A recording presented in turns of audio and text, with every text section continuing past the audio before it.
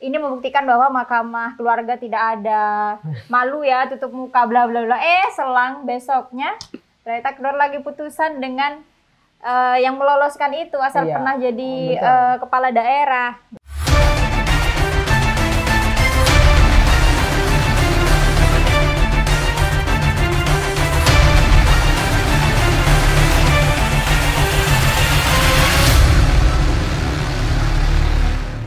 Assalamualaikum warahmatullahi wabarakatuh. Waalaikumsalam warahmatullahi wabarakatuh. Selamat malam semuanya, selamat pagi, kapanpun Anda menonton video ini. Selamat datang kembali di channel Blog Kosuto dalam pembahasan berita populer bersama kami yang tak kunjung populer. Selamat malam Mas Rizky. Selamat malam.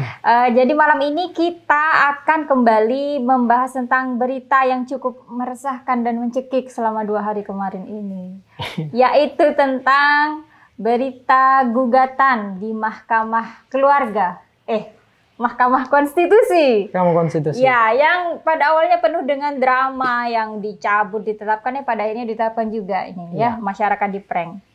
Nah, gimana nih menurut Mas Rizky nih, menurut Mahkamah Konstitusi ini? Ya, silahkan Mas Rizky, langsung saja. Iya, penekanan Mahkamah Konstitusinya agak ditekan ya. Iya.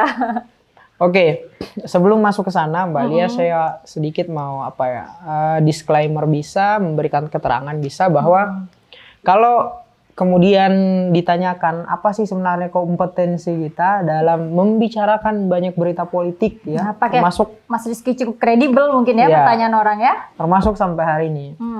Nah, saya bukan praktisi politik, saya bukan orang partai, saya bukan orang yang tergabung dalam lembaga yang merupakan underbow atau afiliasi dari partai manapun. Gitu. Intinya saya tidak tergabung dalam berbagai macam kerja-kerja politik praktis. Gitu. Oke. Nah, tetapi di sini yang harus dilihat adalah bukankah justru orang yang di luar dari ranah politik itu adalah orang yang sangat jujur memberikan komentar. Yang gitu. senetral-netralnya melihat konflik ya, Mas Rizky ya. Senetral-netralnya melihat konflik politik. Karena tidak bisa kita pungkiri, banyak orang yang tergabung dalam aktivitas kerja-kerja politik, ya sebutlah misalnya anggota partai, ketika ia dimintai keterangannya dalam menilai satu sikap politik, keputusan termasuk hari ini, yang condong menjaga sikap mereka dalam memberikan satu statement ataupun penilaian terhadap keputusan-keputusan seperti ini. Condong lebih banyak takut terhadap misalnya perintah ketua umum partai, mayoritas suara partai, kepentingan partai, atau citra partai, citra partai atau ikatan-ikatan aturan yang tidak tertulis gitu, yang mengikat mereka, menjadi pola dan budaya mereka gitu. Gitu. Baik. Oke. Nah, terus gimana Mas Rizky, dapat dari mana sumber-sumbernya dan lain sebagainya? Ya bukankah di era yang seterbuka seperti saat ini, digitalisasi begitu hampir sudah dinikmati seluruh umat manusia, kita kan lebih mudah mengakses berita-berita, referensi, belum lagi ditambah dengan buku-buku bacaan-bacaan yang menunjang, berkorelasi dengan ilmu-ilmu politik, ilmu sosial maupun hal-hal yang berhubungan dengan politik gitu. Iya, dan saya rasa itu tanggung jawab kita sebagai anak negeri ya, Mas Rizky ya, menyeimbangkan informasi-informasi yang kurang bermanfaat. Nah, betul sekali.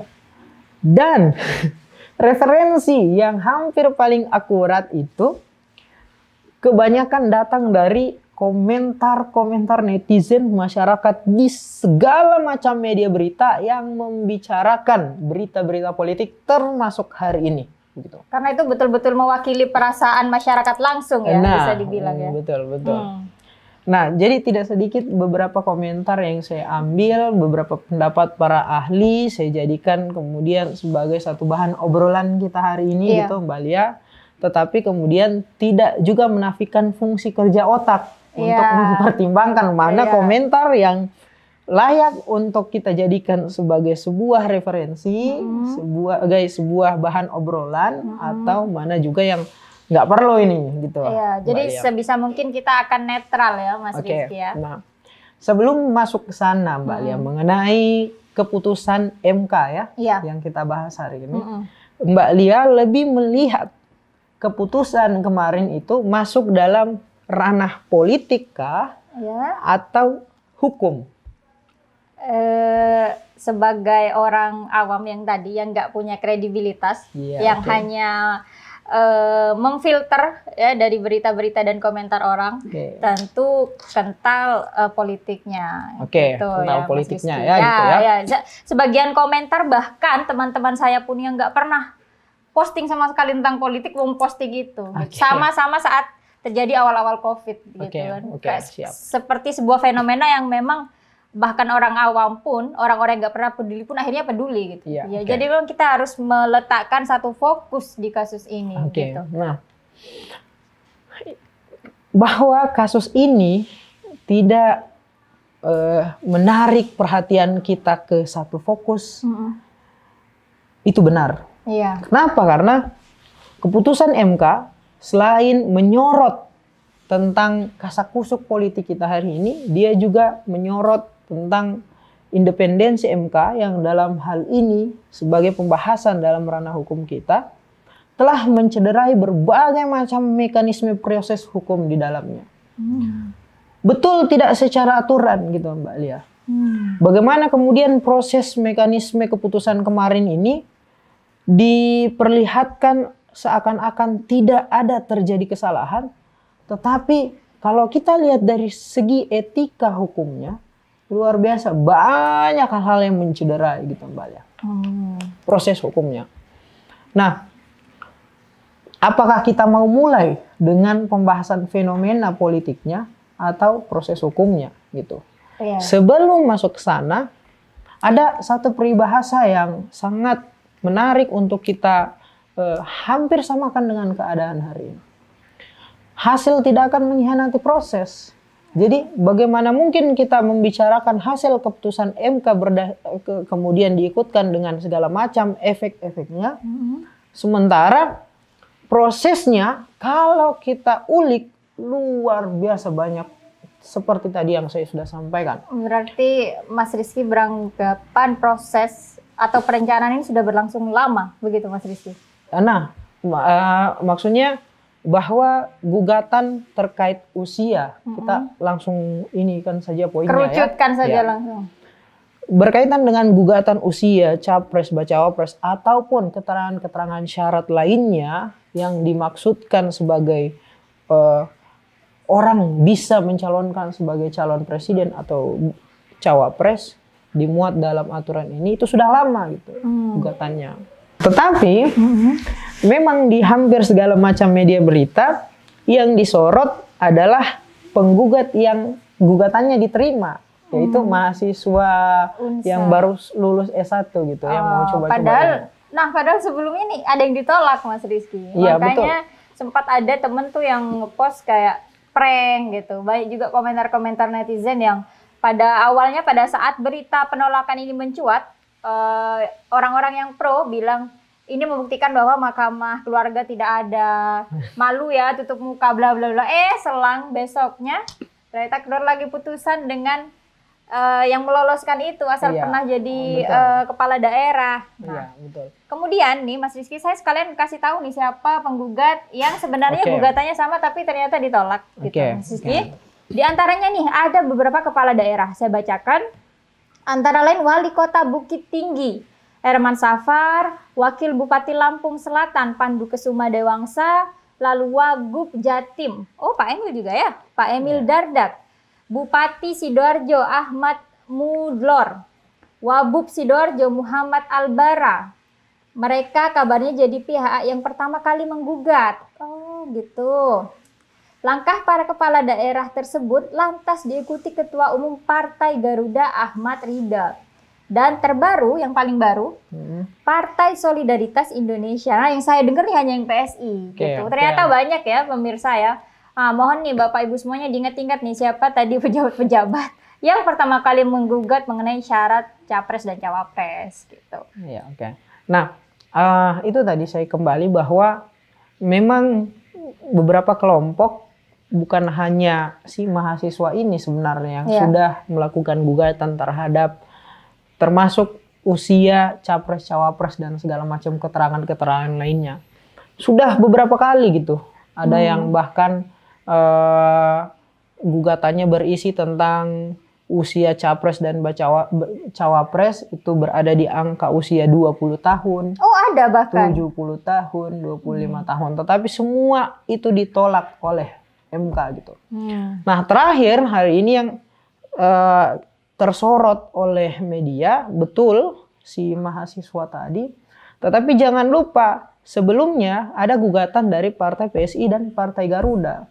Nah, ini yang agak lucu gitu Mbak Lia. Kenapa? Karena dalam proses pengambilan keputusan, ada kan yang namanya etika pengambilan keputusan di tingkat Mahkamah Konstitusi itu, hal-hal yang harus dijaga termasuk menjaga agar tidak ada hubungan konflik interest atau konflik kepentingan di Mahkamah Konstitusi dengan si penggugat, dengan si subjek yang menjadi materi penggugat, kemudian dilekatkan dengan siapa-siapa saja pengambil keputusan dalam mekanisme persidangan di MK ini. Baik. Kebetulan dalam kasus ini semua itu ada ya Mas Rizky ya? Nah, di gugatan pertama, Pak Anwar Usman ini selaku Ketua MK, sekaligus juga selaku paman dari Mas Gibran, selaku adik ipar dari Pak Presiden Jokowi, melihat bahwa gugatan dari Partai PSI dan Partai Garuda atau gugatan pertama dan kedua melihat bahwa di situ ada celah konflik of interest, konflik kepentingan gitu. Sehingga akhirnya beliau tidak ikut dalam proses pengambilan keputusan dalam memutuskan apakah gugatan itu diterima atau ditolak. Nah, belakangan mahasiswa S1 yang sudah selesai S1 tadi ini menggugat dengan materi yang hampir sama apa yang menjadi bahan materi Partai PSI dan Garuda yang sudah ditolak pada saat Pak Anwar Usman tidak ikut mengambil keputusan ya. Iya, yang sudah ditolak, tapi kemudian Pak Anwar Usman tidak melihat itu juga sebagai satu celah bahwa akan terjadi konflik interest di dalamnya ketika Pak Anwar Usman ikut juga di dalam proses pengambilan keputusan sidang tersebut gitu. Baik, saya perjelas Mas Rizky. Berarti pada saat Garuda dan PSI, Pak Anwar Usman tidak ikut andil. Iya, tidak. Akhirnya hasilnya ditolak. Ditolak gugatannya. Pada saat mahasiswa, Pak Anwar Usman tidak melihat ini sebagai politik interest tadi. Beliau akhirnya ikut ambil keputusan, akhirnya deal, gitu. Lolos gugatan ini. Iya, kita lihat kan sampai hari ini gugatannya diterima gitu. Nah, baik, tapi saya susah merespon fenomena ini, Mas Rizky, lanjut. Nah, tidak sampai di situ. Kalau kita mau melihat isi materi gugatan Partai PSI dan Partai Garuda, yang ditolak tadi hampir sama dengan isi gugatan si mahasiswa hukum tadi ini yang akhirnya diterima gitu. Kenapa? Karena kan sebelumnya dari Partai PSI itu meminta agar usia capres dan bacawapres yang dimaksud dalam Undang-Undang Pemilu itu diturunkan sebagaimana aturan pernah terjadi di Indonesia, yaitu berada di angka usia 35 tahun. Kalau nggak salah aturannya sekitar di tahun 2003 dan 2008 gitu Mbak Lia. Nah, mereka minta untuk dikembalikan. Berarti sempat ada ya? Iya, gugatan itu ditolak. Terus ada keterangan alternatif dari Partai Garuda, menambahkan keterangan bahwa boleh mencalonkan sebagai capres dan cawapres setidak-tidaknya pernah menduduki jabatan sebagai penyelenggara negara gitu. Kedua ini ditolak, tetapi kemudian sama ya dengan yang ada Unsa tadi ya. Nah, mana ini nih? Tetapi kemudian ketika mahasiswa S1 hukum ini menggugat dengan materi yang sama, usianya memihak kepada angka usia anak muda, kemudian juga menambahkan keterangan alternatif setidaknya dia pernah menjadi sebagai penyelenggara negara. Hanya saja frasanya disebutkan bahwa setidaknya pernah mengikuti kontestasi elektoral, ikut dalam kontestasi pemilu ataupun pilkada gitu. Jadi tafsirannya kepala daerah pun bisa, kalau dia sudah punya pengalaman pernah menjabat sebagai kepala daerah untuk mencalonkan jadi capres dan cawapres, itu bisa gitu. Nah, ini kok kita apa ya, seakan-akan itu tadi yang saya bilang framingnya seakan-akan dibuat tidak terjadi apa-apa, dibuat bahwa tidak melanggar apa-apa, dibuat seakan-akan masyarakat menerima bahwa ini adalah satu proses mekanisme hukum yang sudah sebagaimana mestinya. Padahal siapapun sebenarnya menilai kita sedang dibodoh-bodohi gitu. Ya, sebenarnya kalau kita mau bicara dengan berani, dengan jelas, kita sedang dipertontonkan hal-hal yang benar-benar nyata-nyata membodoh-bodohi kita. Nah, itu. Kita benar-benar dipandang sangat bodoh, tapi kita juga tidak bisa berbuat apa-apa, Mas Rizky. Gitu. Nah, setelah keputusan ini, tidak sedikit juga kemudian memunculkan respon dari macam-macam pakar hukum kita, termasuk Prof. Yusril Iza Mahendra, Pak Ferry Hamsari, terakhir juga guru besar UGM, Pak Zainal Muhtar Arifin, gitu, dan banyak pakar lainnya, yang bahkan mereka saja kebingungan, gitu.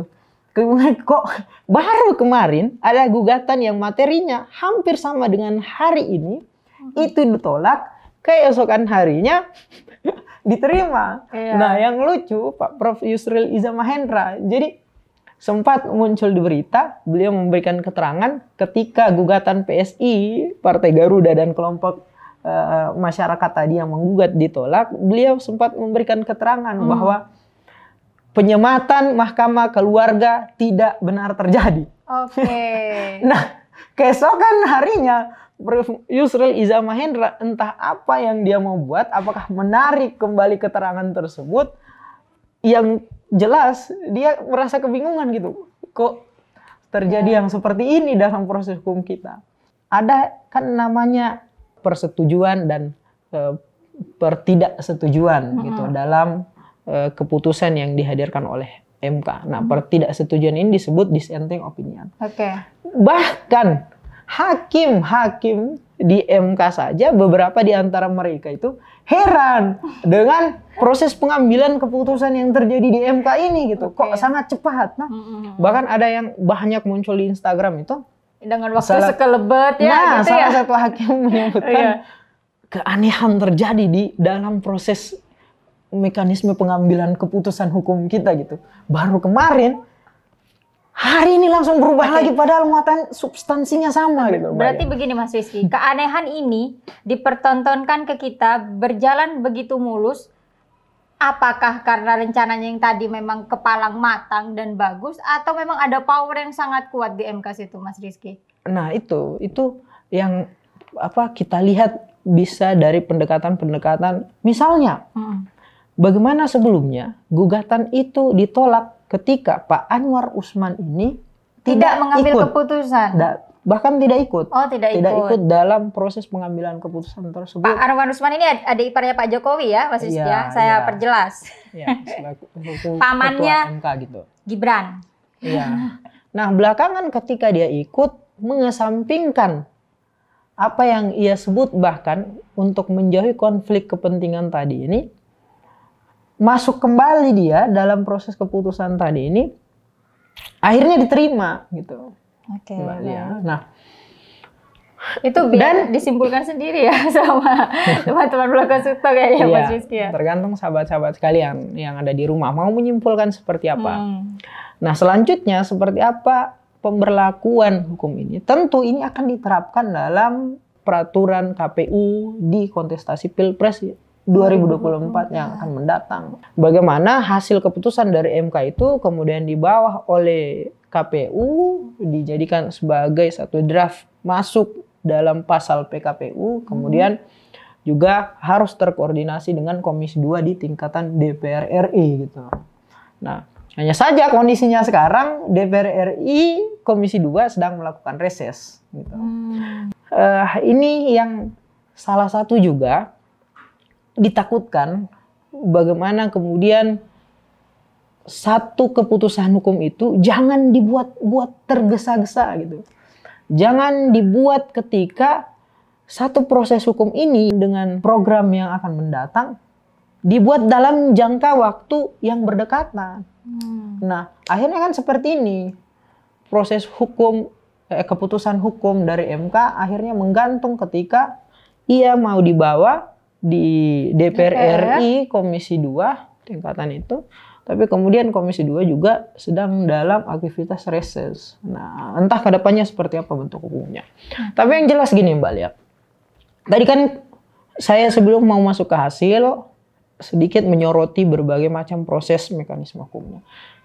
Yang saya sampaikan hanya sebagian kecil dari mekanisme pengambilan keputusan yang mencederai etika dalam pengambilan keputusan hukum gitu Mbak ya. Kalau mau lebih jelas, banyak isi-isi perdebatan, banyak muatan-muatan materi yang disoroti oleh teman-teman Kontras, teman-teman LBHI, kemudian lembaga masyarakat sipil lainnya, kemudian mengejawantakan berbagai macam proses atau mekanisme pengambilan keputusan di tingkatan MK yang mencederai etika pengambilan keputusan hukum gitu. Pendapat dari orang-orang yang lebih berkredibel ya, lebih berkredibilitas lah ya Mas Rizky.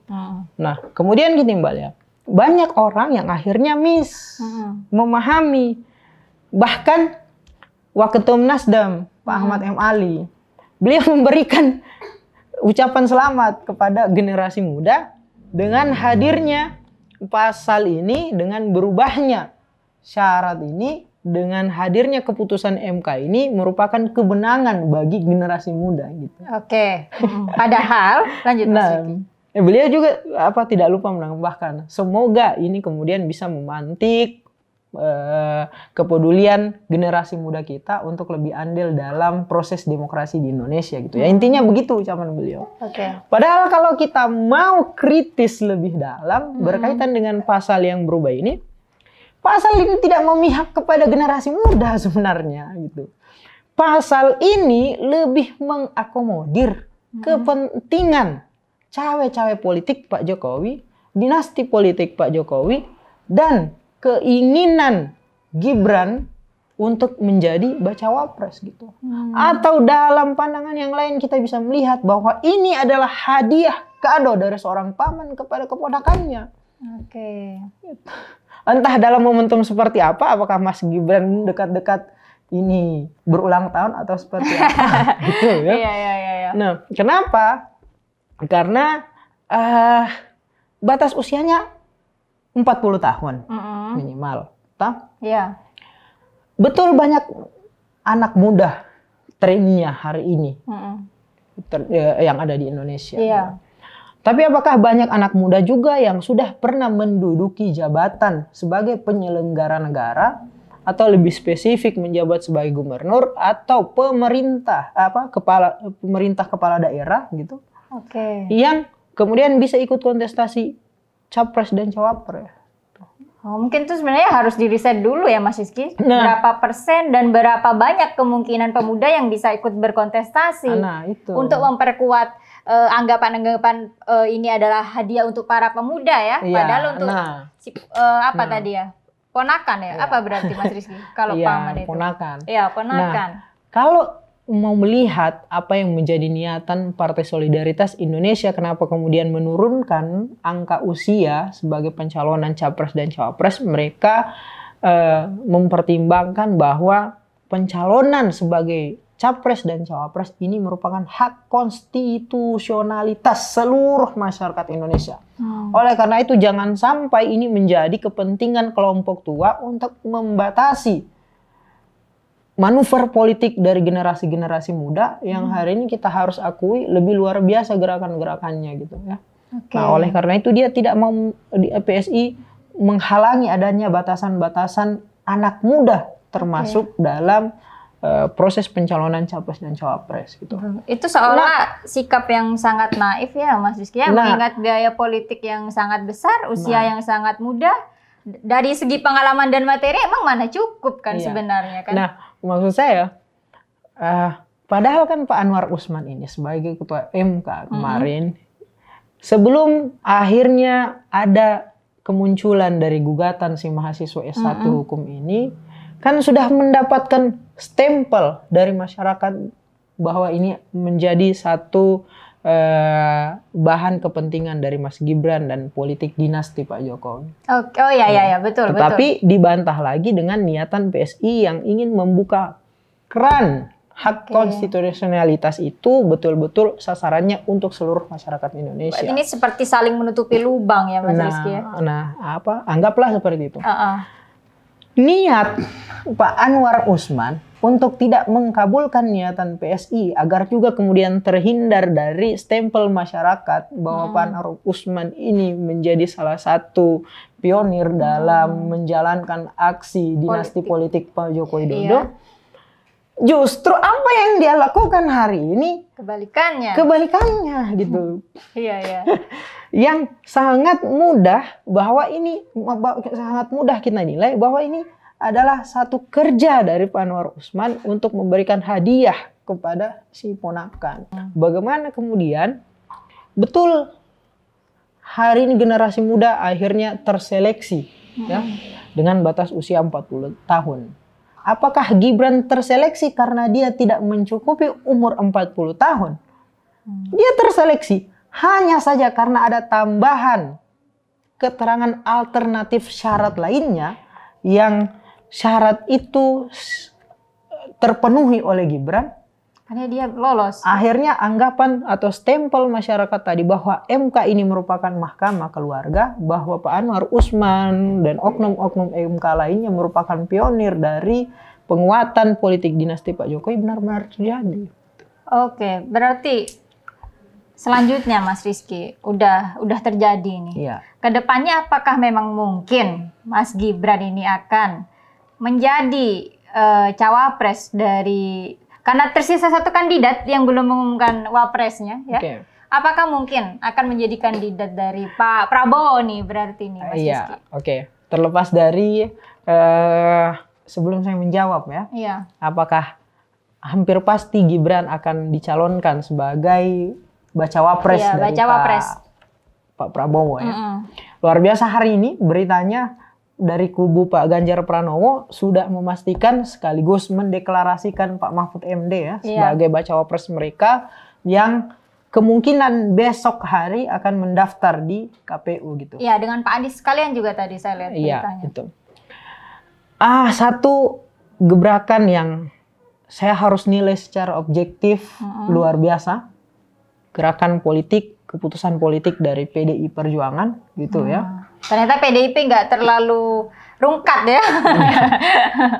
Okay. Nah, karena kalau mau merujuk apa yang menjadi statement di Romah Ruhuzi, salah satu tokoh politik kita di Indonesia, beliau mengatakan ada beberapa tipologi pemilih kita di Indonesia. Ada tipologi pemilih cerdas, yang orang-orangnya adalah kelompok intelektual, akademisi, dosen, mahasiswa, dan semacamnya.